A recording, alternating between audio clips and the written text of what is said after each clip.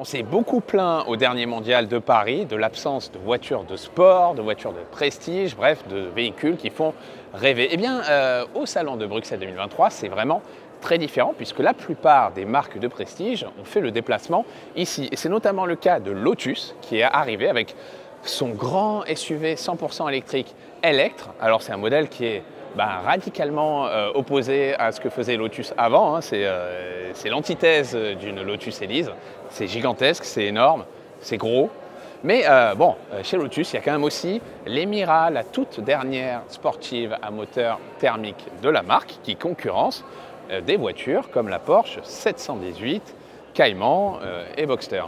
Alors si vous continuez ici dans ce salon, eh bien à côté vous avez une Mercedes Maybach. C'est la version de très grand luxe de la limousine allemande. Alors vous voyez, c'est une finition qui est impressionnante avec une peinture bicolore, un intérieur avec des aménagements qui sont vraiment de très grand luxe. On est quasiment au niveau, on est au niveau même d'une Rolls-Royce. À côté de ça, sur le stand de Mercedes, on a une berline électrique EQE, mais on a surtout la toute nouvelle SL, le cabriolet de la marque, qui partage désormais son châssis avec la super sportive GT. Donc voilà, ceci c'est la nouvelle SL63 AMG, c'est intéressant à découvrir sur le salon. Là, cette fois, on passe en face.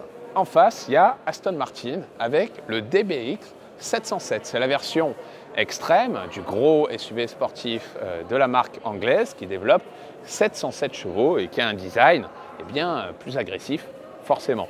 Si on continue un petit peu plus loin, on arrive chez McLaren avec une nouveauté très importante pour la marque, c'est l'Artura, un modèle hybride rechargeable qui fait 680 chevaux et qui peut rouler en 100% électrique en ville.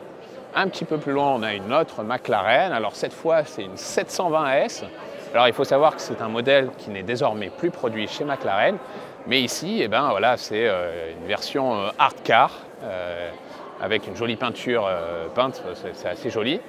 Ensuite, si on continue encore, on arrive sur les modèles du groupe Jaguar Land Rover. Alors, il n'y a pas grand-chose. Il y a une Jaguar F-Type coupée avec une peinture mate du plus bel effet. À côté de ça, il y a deux SUV de chez Range Rover. Il y a d'abord le nouveau Range Rover, d'une part, et ensuite la version châssis court du Defender équipé de son moteur V8. On passe cette fois chez Maserati. Ici, ils n'ont pas amené la toute nouvelle Gran Turismo qui a été présentée il n'y a pas longtemps, mais ils ont le SUV Grecale qui est une nouveauté, le concurrent du Porsche Macan qui est ici dans sa version Trofeo, la plus puissante, 530 chevaux avec un V6 biturbo.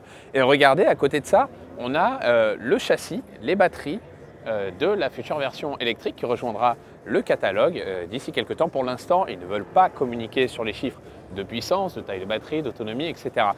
Sur ce stand Maserati toujours, on a les anciens, les modèles moins nouveaux de la gamme, la berline Ghibli, le SUV Levante qui est ici aussi dans une version Trofeo, et on a une autre nouveauté de la marque, c'est l'ultra sportive MC20 qui est dans sa déclinaison cabriolet qui s'appelle Cielo. Alors c'est un très joli nom.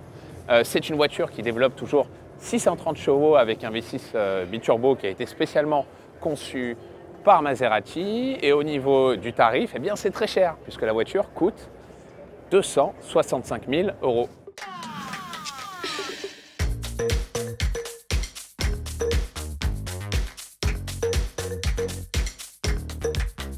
Porsche n'était pas présent à Paris, mais ils sont bien là au salon de Bruxelles avec un exemplaire du Macan, un exemplaire de la Panamera qui a récemment été restylée d'ailleurs derrière, un exemplaire de l'incontournable Taycan, la première voiture électrique de la marque, et la nouveauté la plus intéressante et la plus marquante, c'est ceci, la toute nouvelle Porsche 911 GT3 RS, qui est toujours la version la plus radicale de la sportive allemande, qui est conçue pour l'efficacité absolue sur circuit. Et regardez à quel point sa présentation extérieure est radicale.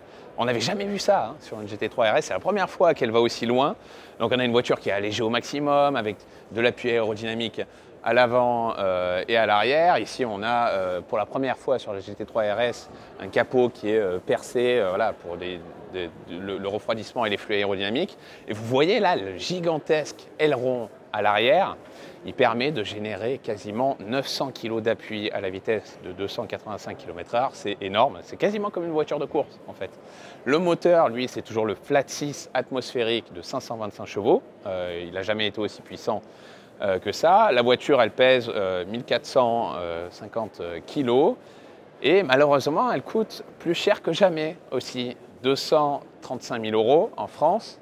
Mais en termes de plaisir de pilotage, a priori, là, ça vaut vraiment le coup.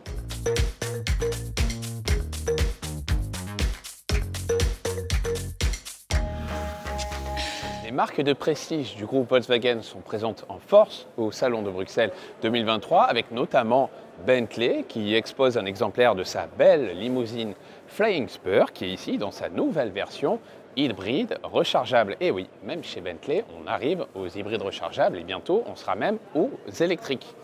À côté de ça, on a Lamborghini qui y présente l'une des grosses nouveautés du salon, d'ailleurs, peut-être la nouveauté sportive la plus intrigante, c'est la Huracan Sterato. En gros, le principe est le même que pour la Porsche 911 Dakar, c'est vous prenez une voiture de sport, la Huracan, vous la surélevez pour la rendre plus compatible avec une utilisation en dehors des sentiers battus. Alors, il y a une hauteur là qui est différente de 4,4 cm par rapport à la Huracan normale. 4 cm qui font une fois de plus la différence. Donc le moteur ici c'est toujours le fabuleux V10 atmosphérique de 5,2 litres de cylindrée qui développe ici 610 chevaux qui permet d'abattre le 0 à 100 km/h en 3 secondes 4. Alors il faut savoir qu'à cause de la présence de ces pneus tout-terrain, eh bien la vitesse limite, la vitesse maximale, elle est limitée à 260 km/h, ce qui en fait la Lamborghini la plus lente de la gamme. Alors, on continue dans les voitures d'exception du groupe Volkswagen.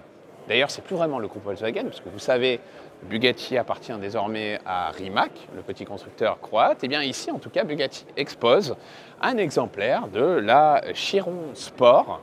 Donc c'est cette version avec un très bel exemplaire d'ailleurs ici, avec une carrosserie qui est entièrement en fibre de carbone non peinte, bleue. C'est magnifique à voir. Il y a aussi le toit Skyview, ça aussi c'est un détail assez joli à voir. Il faut savoir que cette voiture n'est plus commercialisée. Tous les exemplaires ont été vendus, les 500 exemplaires qui étaient prévus. Et maintenant, on va enchaîner avec la marque cousine de Bugatti.